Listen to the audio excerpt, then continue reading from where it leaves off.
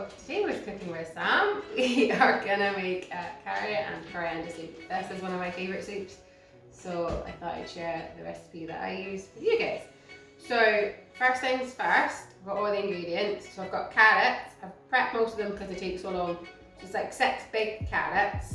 This was one medium-sized potato, 2 little ones, which is what I actually ended up having. Some fresh coriander. This is probably more than I need, but it comes out of the supermarket like that. Stock cubes, so I've got vegetable stock, so I'm actually just going to add it to my water. There's just shy of 1,000 mils, so a litre of water in there. I'm probably going to have to add a bit more, but my jug wasn't big enough. So just going to smush up my oat cube and put it in the water and let that do its thing. And then we've also got, we're supposed to have coriander, but of course I don't have any coriander and I can't go shopping for some. So I've got some mixed spice which has coriander in it. So we'll give it a try, see how it goes. Salt and pepper for seasoning, a medium-sized onion, that's all my ingredients, and a big pan, hot. So firstly I'm going to show you how safely to cut a carrot and to peel it. So whenever you're peeling a carrot, you should always take your peeler and peel down towards the chopping board. And then you just turn the carrot away. This means that you won't catch your fingers. Slice them off, which is really not what you want to have in a carrot soup. You're just gonna, and once you get halfway around and all that bit's done, you flip it over, and then you just do the other half. And you keep your fingers really far out of the way, and then you can't get hurt. So that's how to safely peel. Whenever you're doing any peeling, always watch it, don't watch the camera, so you don't cut your fingers off. So that's how you would peel a carrot or a potato or anything else that you need to peel. Then when it comes to cutting, we've got 2 sets of hands. So you've got your C-shaped hand and you've got your claw. So I'm going to use my C-shaped hand over the top of my carrot to cut off the top and the bottom, because I don't want them anymore. And that just stabilises it. And then I'm going to use C-shape all the way over the top. I'm going to take my knife right from the top and I'm going to slice it all the way down the middle. So then I've got some nice flat edges so the carrot won't roll around. Fits nicely. And I'm going to use my claw fingers. I'm going to put them at the top here and I'm going to use my finger tops to stabilise it. And then I'm going to cut. And I'm going to move my hands back so I don't cut myself. Can you see that? It's kind of hard to do it on camera.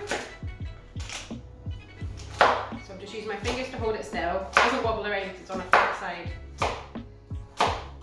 I'm just moving my fingers back so there's no chance of me cutting off, because that would be pretty embarrassing. It would make a really good you've been framed video right now, I suppose. So that's my carrots. So I did that with all my carrots and I did the same with the potatoes so that they're all good to go. Of course, before I did all this, I washed my hands, and I forgot to do it again on camera because I forget to do it on camera. I did wash my hands. Always wash your hands before you start cooking. So next we're going to look at our onion. So how we cut an onion is we cut from the top, which is where the top is, to the roots here. So we hold it again in our C-shaped hand. We put the knife right down the middle. And then what we do is we peel off the bits we don't need, which is all the brown yucky stuff. Here we go. Don't need any of that bit. I'll do the same on this side. Hogs in and out, heads in and out. So glamorous. And then we get started. I'm using my green chopping board here because I have a couple of chopping boards, but if I was making it in one of the clubs, I'd use the brown chopping board because that's the chopping board that is for vegetables. This is just for fruits really, but I don't have a vegetable chopping board because it's my house. So we're gonna compromise and went with the fruit one. I thought that was the best choice. So when we're doing the onion, we want to cut from tip to root. So we do our C-shaped hand over the top, and we're gonna make some slices. Not right to the end, but almost to the end. So actually I can pick this up and most of it stays in like that. So what I'm going to do now is I'm going to cut the top off because I don't want that, using my claw-shaped fingers. Get rid of that bit. And then again, claw-shaped fingers behind the knife. Just going to move my fingers back and I get some lovely diced onions. Or if you're feeling really lazy, The ones you get pre-diced out of like the frozen section, totally fine too. I'm not gonna lie, 99% of the time that's what I use in the house because, well, they're easier and quicker and sometimes cheaper, because if I'm not gonna cook a lot, if I buy a bag of onions, they end up going off, so that's a waste. So I'm just gonna quickly do the other half first, and then we can get cooking. I'm really sorry for having to edit this. Boring. I'm trying to do it safely and carefully, but not take forever. I'm also hungry. I shouldn't eat the soup. Okay, there we go. Ooh, let's take off the bits we really don't want. Here we go. Just pour them into there. Oh, I forgot a vital ingredient. Not that vital, but to do this, we need to get some oil out of the cupboard. I like to use the fry light stuff because it's lower in fat and it's better for you to use less of it. Oh, another tip with the onions is if they start to make you cry, which they can do, you can sprinkle a bit of water over the top, and that should help dull down the onioniness of it all. And also, if you're really struggling to cut them, if you suck on a teaspoon, I don't know why, but apparently that makes a big difference. I'm just going to clear my space out of the way. So, we need some oil, which is in here. So I've got a big soup pot, which would be really good for Paul's drum session. So I'm just going to spray it with my spray oil quite a bit. I don't want it to stick to the bottom. And then we're going to fry off the onions. Let that heat up first. Just a spoon. Stir this while I'm waiting. I'm going to add more water to that. If you're using spray oil, you spray it on and it should be like yellowy white. So you can use it once it's heated up and it's gone clear. Don't use it straight away. Fabulous. So the first thing I'm going to cook off is my onions. I'm just going to put my onion straight in, and I'm going to stir it around so I don't want it to burn.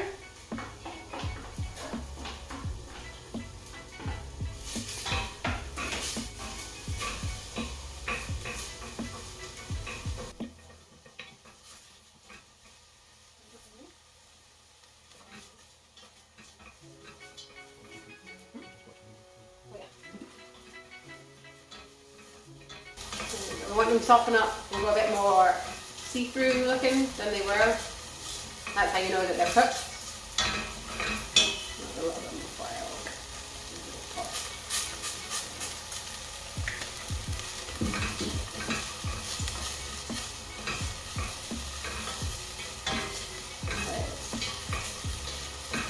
There we go. We're getting there then. So next, I'm going to bring everything over so it's within reach.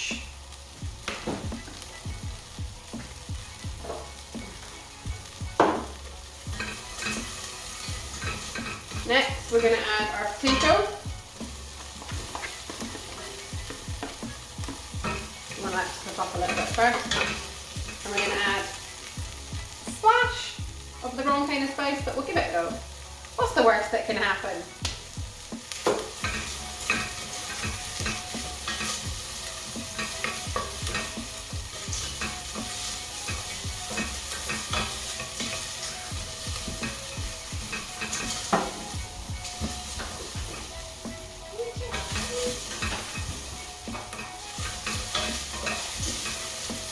You want to cook them off for a few minutes, just to give it a chance to soften up a little bit.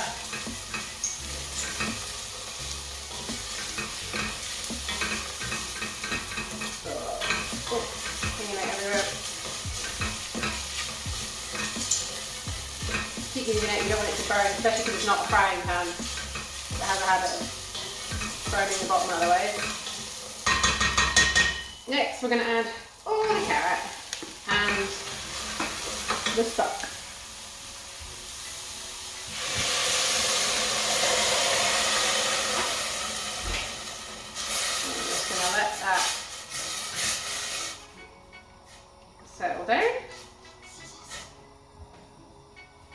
add a little bit more water.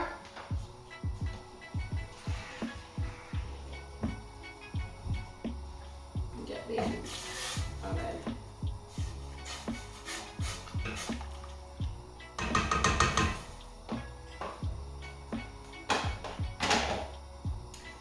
So I'm gonna let that bring it to the boil, and then I'm gonna turn the heat down so that it's just on a simmer, and then I can leave it for about 15 to 20 minutes so the carrot's all softened up, because nobody really wants crunchy carrot soup.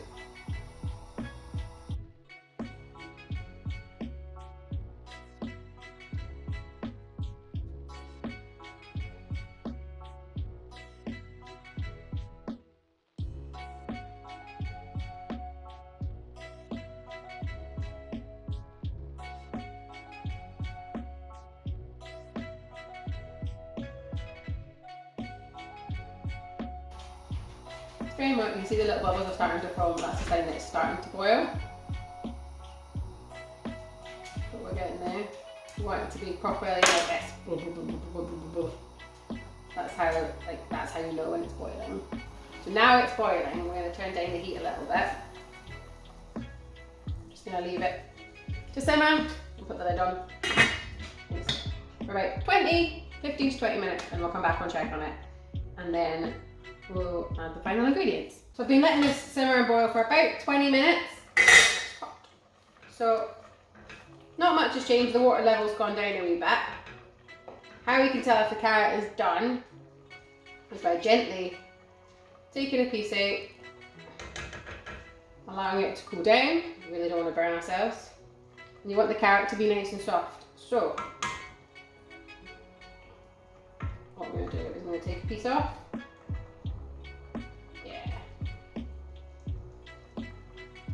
Definitely ready. We'll turn off the heat. Right.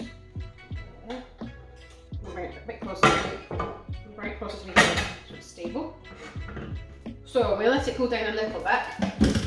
What I've got is a hand blender here. So what we're going to do is we're going to mix it. It's going to get really lively really quickly. So what I'm going to do, I'm going to put this in here. Oh, helps if I actually turn on that plug.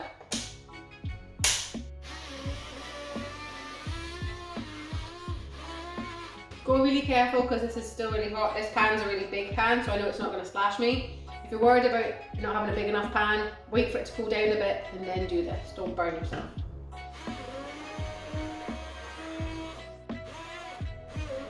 I also forgot to invert the ingredient. So I've got this coriander. So this is a herb. You can get it dried or you can get it like this. So I'm going to add some of this in here. I'm just going to chuck it in. I actually really like carrot kind of soup. I'm just going to blend it all together.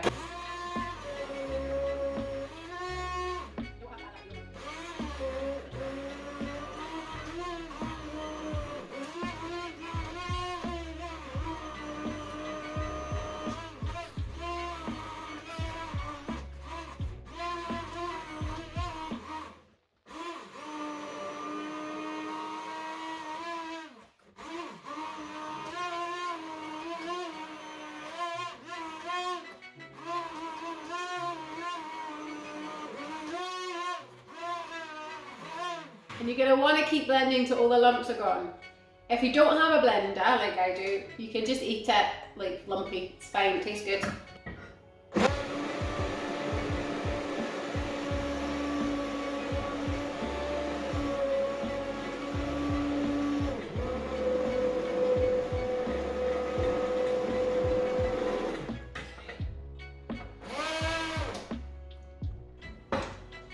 I think I got all the bits out. So, just gonna put that aside, put that right now.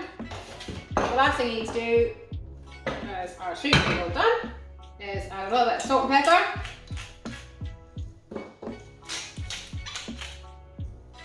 To taste, and just mix it in, and then it's good to go. I'm going to have this with some bread and butter for my lunch. So yeah, that is my carrot and coriander soup. Thanks for watching my video. I'd love to see what you've been cooking. So I'm gonna have this for my lunch. This is nice healthy lunch for me today. It's got carrots in it, so it's gonna count towards one of my 5 a day. So that's really good. Carrots are really good for you, and they don't help you see in the dark. They are full of vitamins and minerals. So I would love to see what you think I should cook next. Talking about points, you get 20 points. If you make a comment below about what you want to see me cook. You can get 100 points, big points, if you make this recipe and we get to see video evidence of you making it, or photograph evidence of you making it along the way, not just you eating it, because that's cheating. And if you've got any recipes that you want to do, you can make a video like I have, and if you share that with us and we use it, that is big points, big points. So that'd be great. So yeah, thank you very much for joining me, and I'm going to go eat this lunch. Bye!